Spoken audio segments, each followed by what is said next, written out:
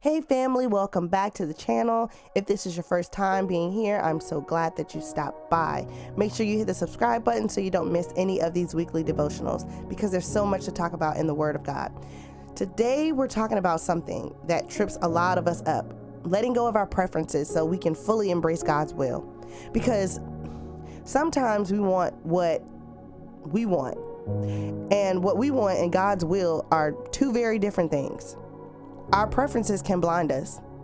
Proverbs 14:12 says, "There is a way that appears to be right, but in the end it leads to death." Our preferences feel comfortable. They make sense to us, but sometimes our preferences blind us from seeing what God is really doing for us. Think about it. So, how many times have we prayed, "God, let your will be done," but in our hearts, we were really hoping He'd just do things our way? Even Jesus surrendered. In Matthew 26:39, Jesus prayed in Gethsemane, "My Father, if it is possible, may this cup be taken from me, yet not as I will, but as you will." You know you're not taking that. Even Jesus acknowledged his preference. He didn't want to endure the cross at all. Oh, poor baby. But he surrendered to God's will because he knew that the Father's plan was greater than his feelings. Like, even Jesus, the perfect person, he was like, "Hey, I'm kind of feeling uneasy about this." He was not certain, but God's will was done, and I'm thankful that he surrendered to that.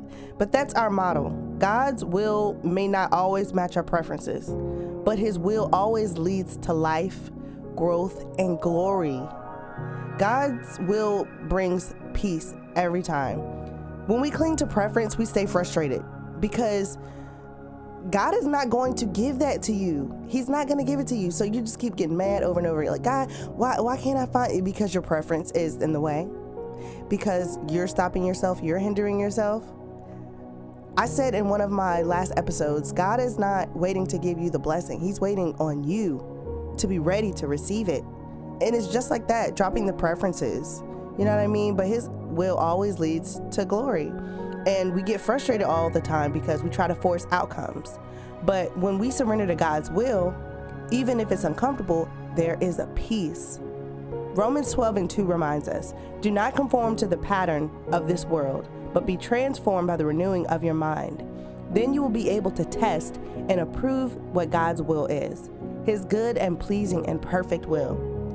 His will is always good, even when it stretches us, even when it's different for us, even if it's something that's uncomfortable, something that we're not used to.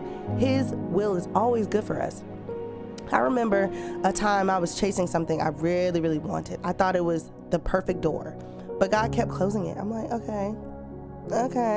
At first, I was frustrated. I think I got upset like every time I tried to open the door. But later I realized he was protecting me. What I thought was good for me would have drained me. And the door he opened instead was better than anything I could have planned. Sometimes your no is God's protection, and his reroute is his blessing.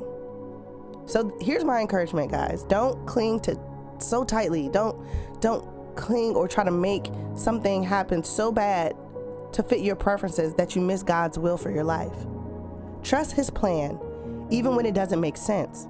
Release your grip, love, and say, like Jesus, "Not my will, but yours be done." And mean it.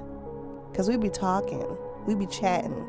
And God, stop playing. He knows. He okay, sounds good. You don't mean it. Surrender your heart. Let your heart match your words. When you let go, you'll find peace. And you'll discover that his will is always better than what you actually prefer.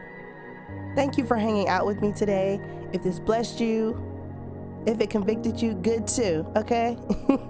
Like, share, and subscribe. And drop in the comments what's one preference you're asking God to help you release. Love you all and talk to you in the next episode. Bye.